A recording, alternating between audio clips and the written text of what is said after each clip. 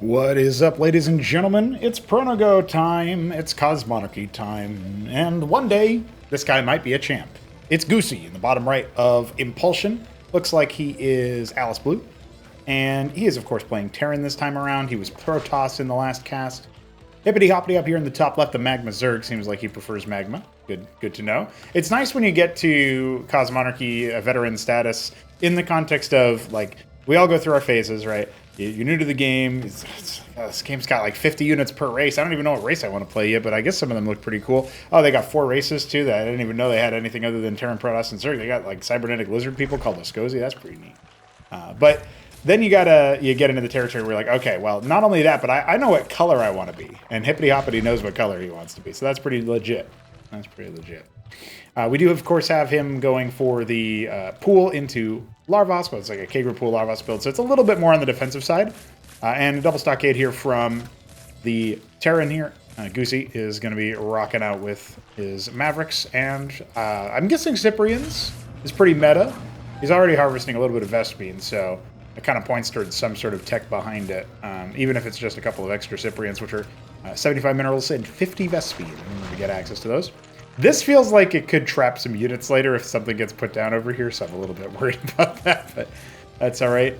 This is a game between the two where we're seeing quite a bit of APM difference here, I called that out earlier on Monolith, I think it was the jungle map there by Shambler, in the last cast where we had Goosey showcasing his Protoss and then still at the end of the day got overwhelmed by the air stack, just didn't have the knowledge to do it. But if you got the mechanics to be playing at this rate, that's pretty legit. Maverick stems across the map.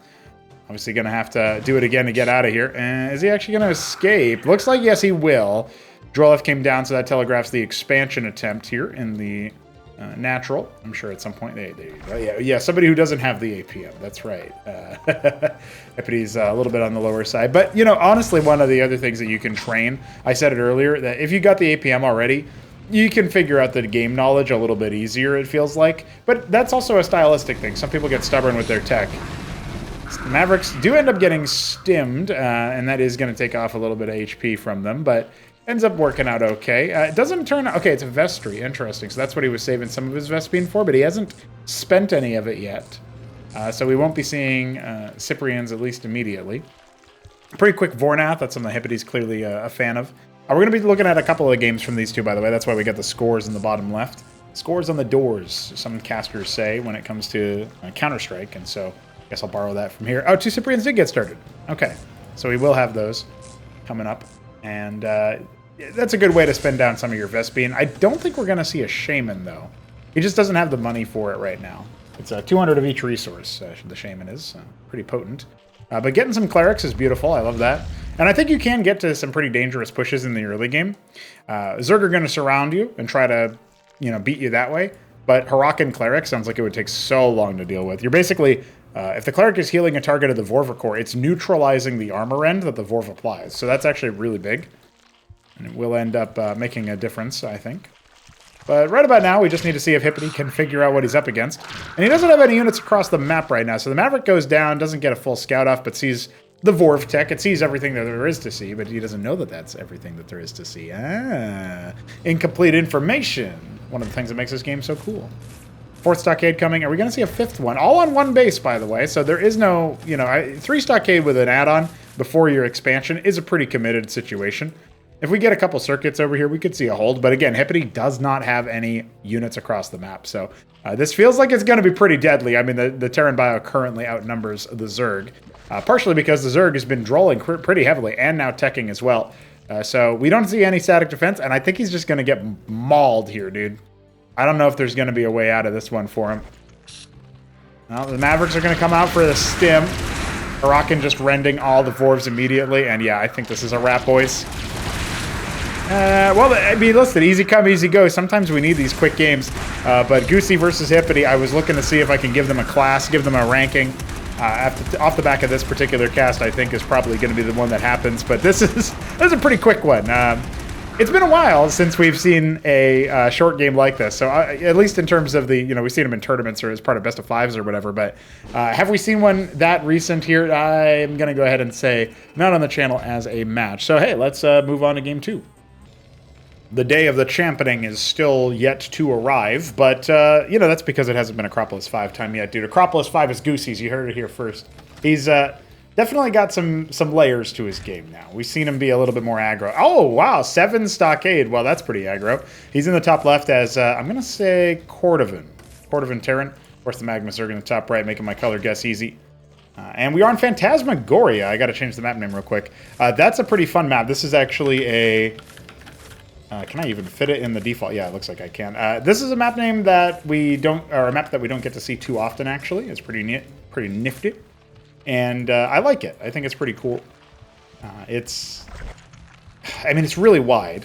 It probably needs some more features in the mid, if we're going to be honest. And it kind of reminds me of... who made this map that I'm thinking about? There's a Twilight map that's top left, bottom right spawns.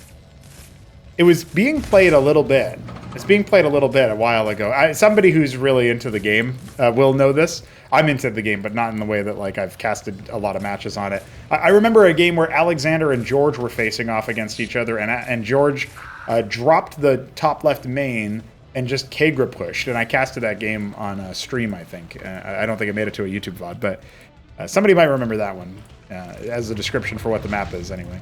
Anyway, that kind of reminds me of this now, but obviously it has a bit of a different layout. Phantasmagoria is supposed to be a remake of Fata Morgana, but obviously like stylistically a little bit distinct, right? And so Fata Morgana was a map that did feature an Acropolis 1.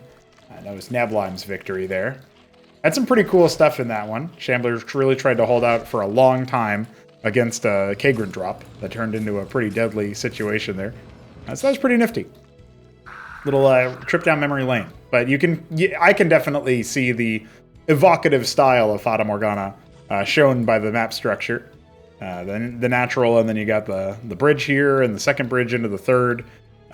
Maybe a little bit more compact in that way, actually. It's hard to remember the exact layouts. Yeah, it looks like we got Goosey doing the same kind of build over here, though. Faster Cyprians, no Vestry immediately. Hippity gonna be doing something different himself, maybe. He's waiting for that Vespine for that Larvos. He ends up putting it in. And not harvesting anything from the bridge just yet. So a lot of minerals. He's going to go for a hatch soon, I'm sure. Whether it's in base or in the natural. Looks like Nat based on his camera movement. So, yeah, it looks to me like we're just waiting on maybe a similar outcome before. But look at the rush distance on this map. It's a very wide map, you know, so... Oh, a Veek tile. A rare Veek tile! Holy moly, we got a couple Veek tiles, dude. We never get to see Veek tiles anymore. Shout out to these guys for playing some of the older and more solemn, forlorn maps out there. It is appreciated. I think our third game in this set is Alpha XY, and that's a Shambler map as well. So these guys are really digging around, you know, looking for some cool, wonky maps that they might never play again, or the next time they do, they'll forget that they did, which is pretty nifty there, pretty nifty. I'm not sure how many games we'll do between these two guys, by the way. I know that I have at least one more after this, like I said, Alpha XY. But if you guys like the Goosey Hippity games to see what the new guys are doing and how quickly they're adapting, definitely let me know in the comments what kinds of players you're even interested in. I also do like to do the previews of the tournament games and stuff. The semifinals of Acropolis 4 Throne Room stage are coming up, and we're going to see some pretty cool action there. Elimination games as well. Maybe I'll see if I can grab a couple of matches between, like... If I can find like Aoud and Siki, that would be a cool one to preview, or like Aoud versus Ascozy. I guess I could probably find a practice game between Aoud and Shopkeeper Dog, actually, even though that's a direct preview of what they might end up doing. But yeah, just let me know what you guys are thinking for that. If you guys have any preference for players and matchups and stuff like that, I will be pivoting back to some tournament previews, but I'll keep that in mind for later. I do batch these out a little bit in advance when I'm trying to do them daily, like I have been, so. It might take a little bit for your feedback to get to me, but it will get to me, and I do appreciate it there. We got that bio move out. Again, looking pretty dastardly here, but we do have a lot of Zets. Here's the problem. I don't think Hippity can realistically try to trade this out in a head-to-head fight, but he also is going to need to surround if he wants to beat him, even with the Zor use factor, because we do have some... No, we don't have any Harakans. Never mind. I thought we had Harakans this fight. I guess I just glossed over that. So, oh, there's the one guy leading the charge. If that guy goes down, it should be an easy wrap, actually, because the Zoryus are going to have enough armor to riposte the Cyprian attack and the Mavericks. He might still be able to focus him down. This is looking a little bit difficult, though. Hippity Going to go for an attempted surround. The Cyprians in the back are just going to mulch through the Zets if given the opportunity. A lot of lake is being made now, though. And, of course, we do not have an expansion coming for our Terran player. So if this doesn't work out in his favor, we're going to see what Hippity can do. Lake is coming to the front. Oh, it's going to get sniped immediately. That's so sad. One of them is going to burrow, but how good is it going to be, actually? Turns out not very as the Zets come in.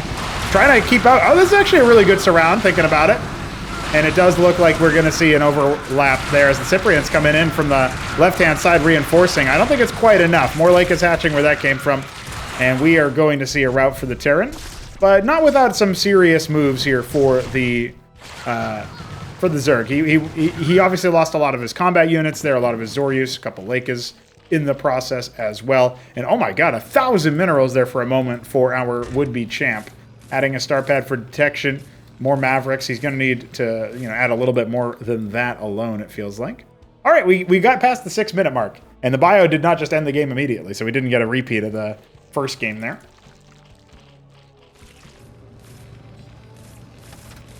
A bunch of Droleths, a couple Lakas here in production for our Zerg player. I don't know. I'm looking at this and I'm thinking to myself, yeah, even with the Cestus, which is coming down here, I was going to say downstairs, down the ramp. I guess these are kind of like, I don't know, basalt stairs or something.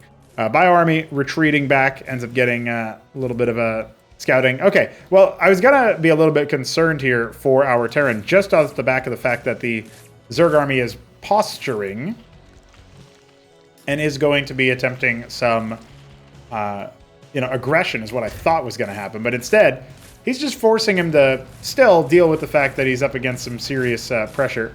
Anseal coming in, a lot of defensive purchases. We do have a ministry halfway complete, or a little bit closer to that, actually, for the Terran.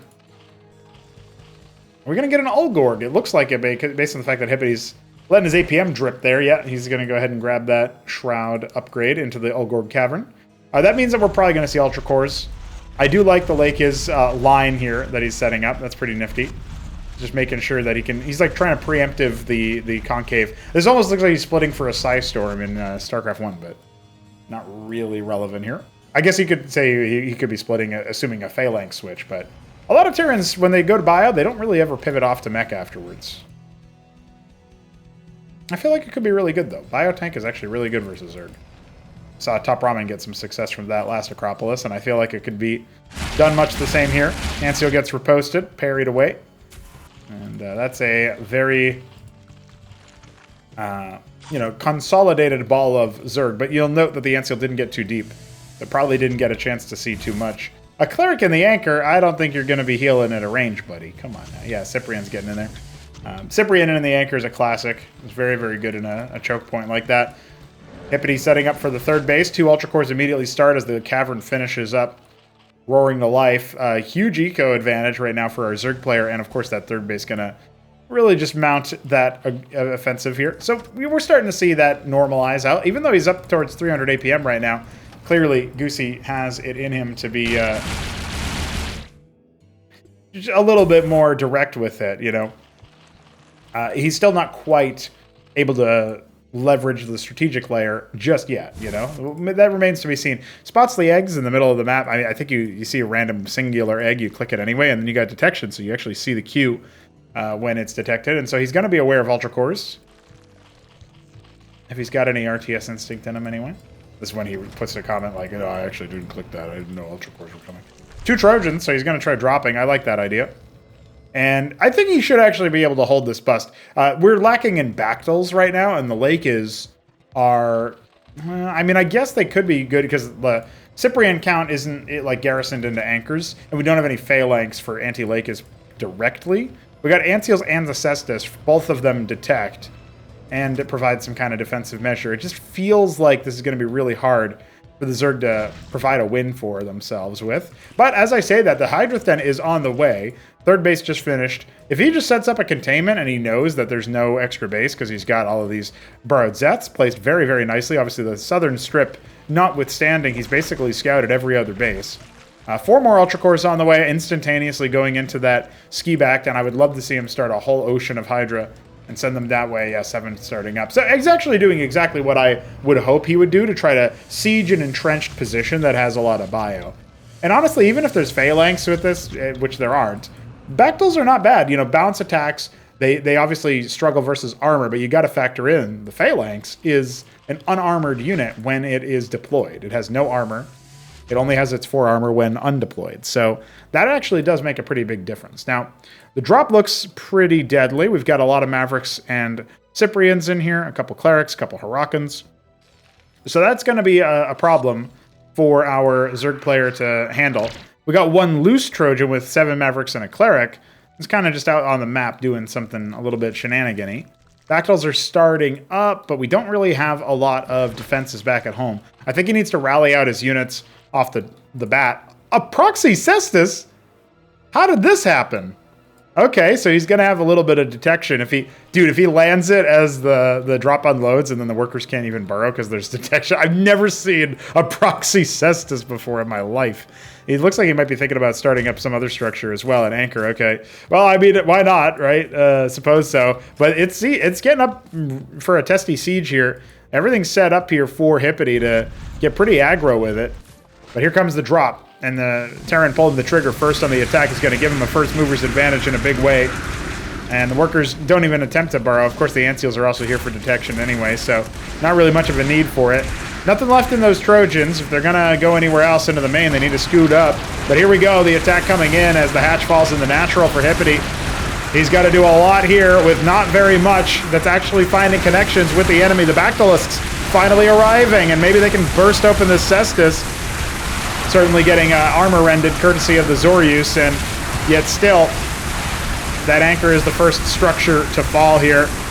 The Lakers can't quite get into the right position, and the drop is humongous into the main base. It's basically routing every single thing that Hippity has. He's got no combat units anywhere else on the map. His Zoryus and Bactyls flocking to the other side, and there's a humongous set of burrows from the Lakers. They're just going to wipe the floor at those Masons. And can they actually break that position? No! The Ant Seals, the Cyprians, they're way too good, and GG has to be called. Yeah, that's about what I expected when he didn't focus the Cestus down and really try to reduce the amount of armor. His Bactyls count also not big enough to really get over the line there, it feels like. So that is a wrap with a 2-0 start in favor of Goosey. Not what we expected after we saw, Hippity take a game off a Grass Eater earlier on the channel, and then, of course, get the better of him in that last game as well. So to see Goosey punch back, now that he's back to Terran, I think that's a good, promising sight. As mentioned, we got one more game to cast between these two players, and then we'll be switching back into gear for the tournament coverage. If you guys want even more Hippity versus Goosey, or you want to feature more of these players or some other players, leave them in the comments below. Appreciate you guys. GG.